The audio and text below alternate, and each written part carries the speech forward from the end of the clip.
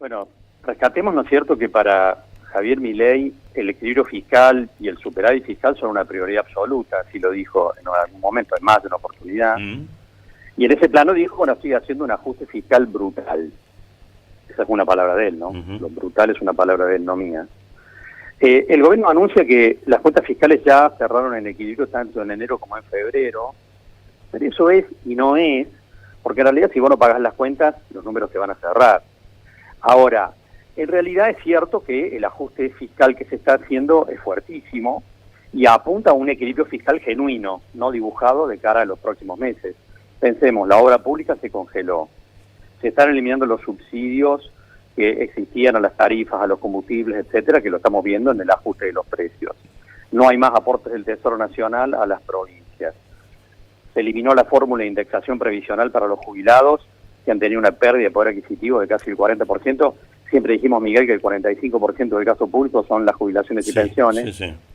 Y la eliminación de los ministerios, de 18 a 8, en realidad no había tenido hasta acá un impacto importante porque solo se habían eliminado cargos políticos, pero en los últimos días, y ustedes lo habrán expresado, ¿no es cierto?, estamos frente a la eliminación de miles de contratos del sector público en todo el país.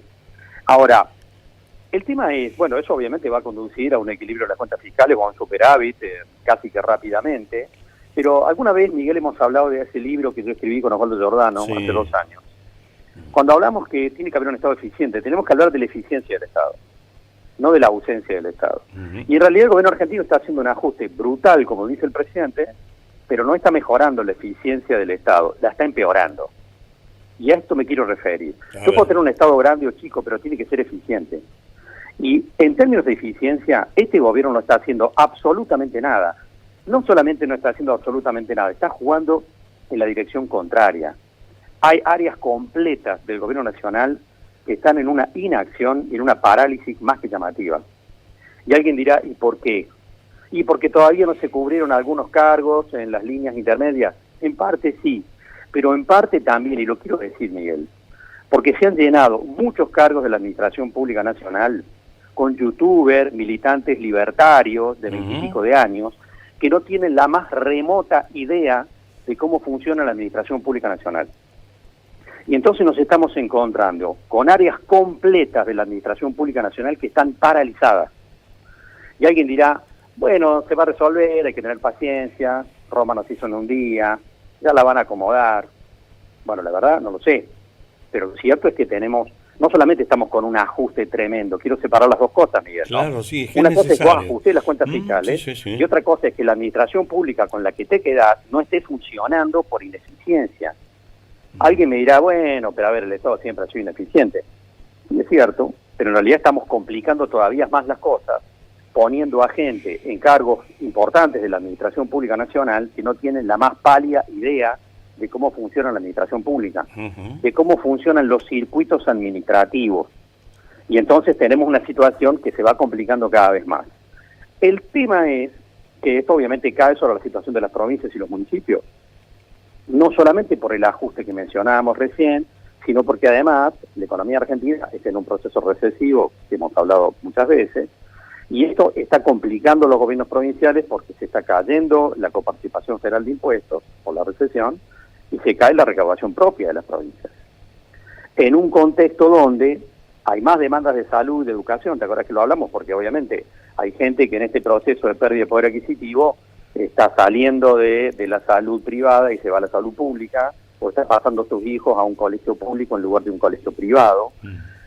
Y el presidente de la Nación rescatando la semana pasada además un decreto de necesidad y urgencia, que es absolutamente ilegal, en el cual plantea que no le va a pasar un centavo a las provincias en términos del sistema jubilatorio.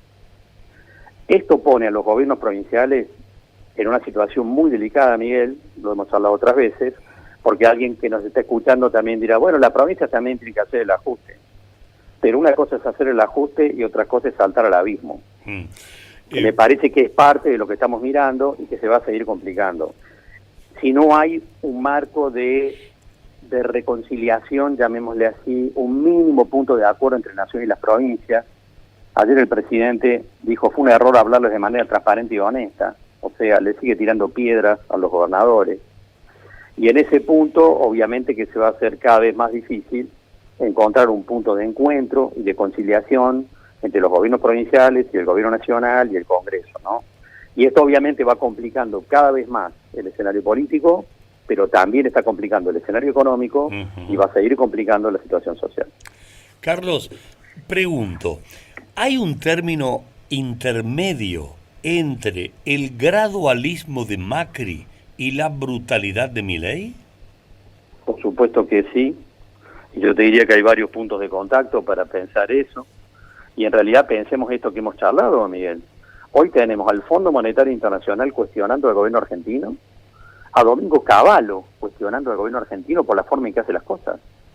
Es decir, sectores que, a ver, tenemos que decir que el Fondo Monetario Internacional y Domingo Cavallo son de izquierda. Es decir, estamos hablando de la verdad de una situación extrema de decisiones, de un ajuste brutal, pero además de un ajuste brutal que no está acompañado de mecanismos de eficiencia en el Estado. O sea que estamos hablando de un Estado que está haciendo un ajuste brutal, pero que además está deteriorando el funcionamiento de la Administración Pública Nacional de lo que le queda. De tal manera que esto obviamente está generando consecuencias que si no se revierten van a ser bastante dañinas para la gente. Complicado. Nos vamos de un extremo a otro. Pero no, qué cosa, qué difícil, ¿no? Qué difícil. Lo que Porque plantea... Miguel, yo quiero rescatar algo que todo el mundo está hablando del ajuste del Estado, ¿no es cierto? Pero nadie está hablando de áreas completas del Estado Nacional prácticamente paralizadas.